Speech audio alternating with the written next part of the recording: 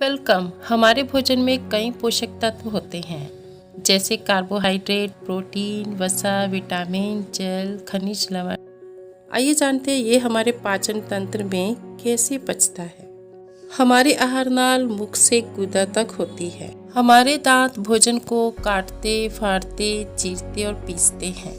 मुख में लार स्टार्च का पाचन करती है। जीभ से हमें स्वाद का पता चलता है और भोजन लार के साथ अच्छी तरह से मिक्स भी हो जाता है। तब जीभ हमें भोजन निगलने में सहायता भी करती है।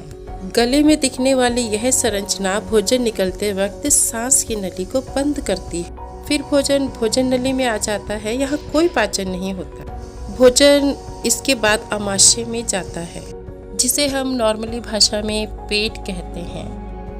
आमाशय जे की आकृति का होता है और यह हमारे आहार नाल का सबसे चौड़ा भाग होता है।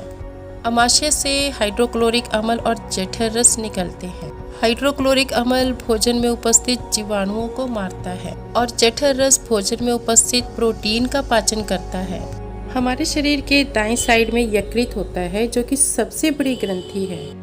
इसके पित्ताशय से पित्त रस निकलता है, जो कि वसा के पाचन में महत्वपूर्ण भूमिका निभाता है।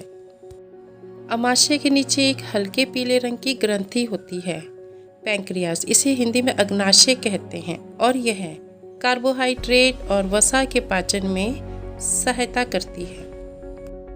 इन सब एंजाइम्स की क्रिया होने के बाद भोजन छोटी आंत में प्रवेश करता है। यहाँ कार्बोहाइड्रेट, प्रोटीन, वसा तीनों का पाचन पूर्ण होता है। छोटी आंत के अंदर की सतह पर उंगलियों जैसी संरचना होती है, जिन्हें दीर्घरोम कहते हैं। ये पचे हुए भोजन को अवशोषित करके रक्त में मिलाते हैं। पूर्ण पाचन के बाद भोजन छोटी आंत से बड़ी आंत में प्रवेश करता है। बड़ी आंत भोजन के अंदर फालतू जल को सोख लेती है और अनपचा भोजन रेक्टम में इकट्ठा हो जाता है। अंत में यह एनस या गुदा द्वारा बाहर निकाल दिया जाता है और इस प्रकार हमारे भोजन की यात्रा, जो मुख से आरंभ हुई थी, गुदा पर समाप्त हो जाती है। हमारी तरह अन्य जीवों में भी पाचन तंत्र होता है, लेकिन इसमें थोड़ा सा फर्क होता है। भोजन आहार नली में से चलता हुआ पूर्ण पाचन के बाद शरीर को पोषक तत्व प्रदान करता है। तो भोजन के जटिल पदार्थों का सरल पदार्थों में टूटकर रक्त में मिलना, यही पाचन है। Thank you.